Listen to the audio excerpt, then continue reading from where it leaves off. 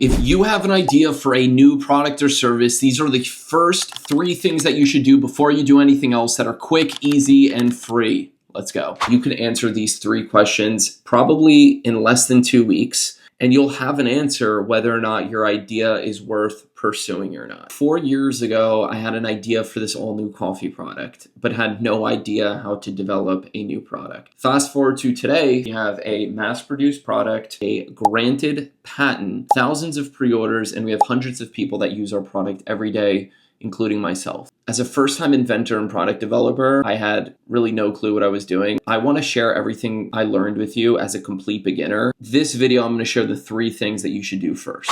The first thing that you should do is answer the question, what is the problem that my idea, product or service, is solving? Fundamentally, there should be a problem that your product solves, or an experience that you make better, or a demand that you're filling in the market.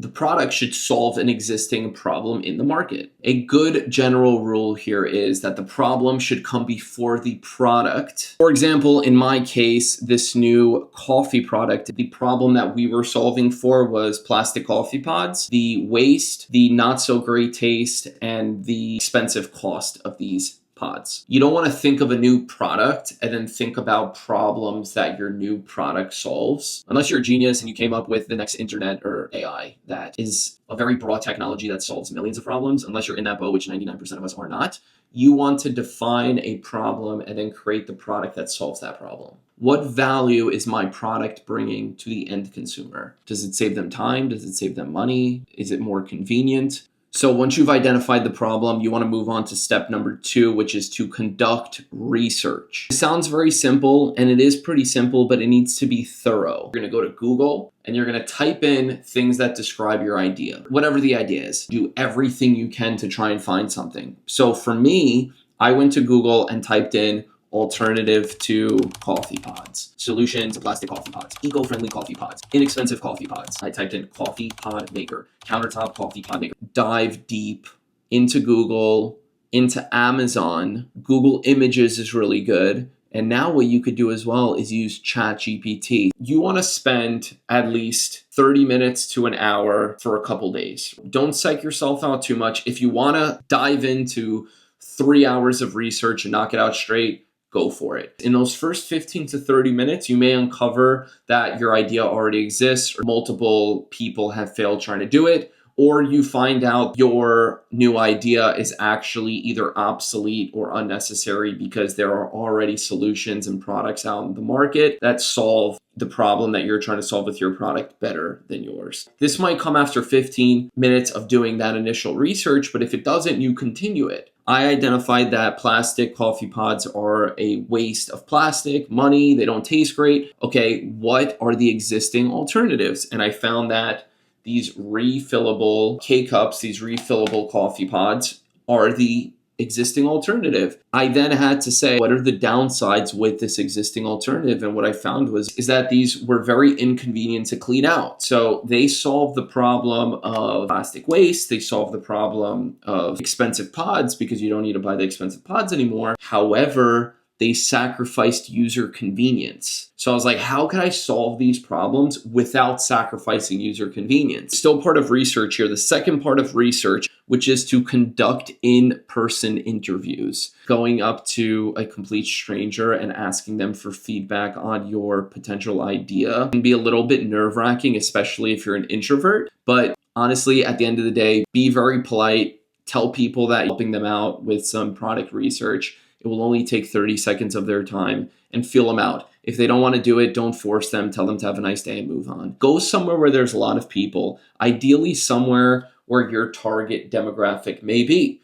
So for me, it was coffee drinkers. So I would go to Starbucks. I would go to cafes, see people in the supermarket shopping for coffee or for these K-cups, and I would talk to them. When you're talking to people, ask them open-ended questions. Don't ask them, hey, do you think my idea is a good idea? You don't want to do that. Don't show them your product right away. Don't tell them what your solution is.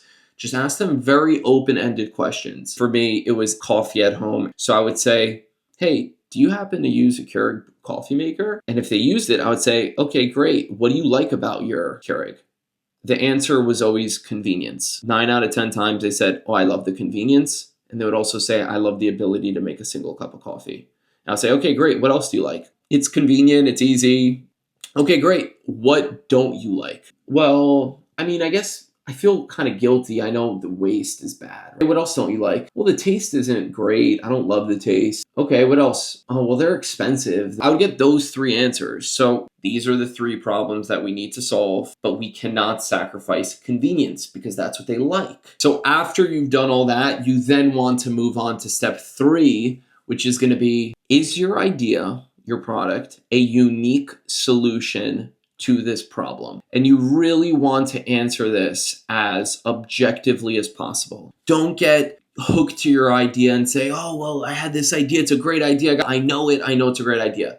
Try and be very objective and say, this is the problem. I've identified that it's a major pain point. I then did the research and saw that my idea wasn't already out there. I now need to see, is this idea a solution to the problem? Don't get emotionally attached to your idea. Say, if I had the choice of what's currently out there in the market versus my product, all things considered, which would I choose? If you're getting all green lights here, the final thing you need to ask yourself is, can I actually make this product?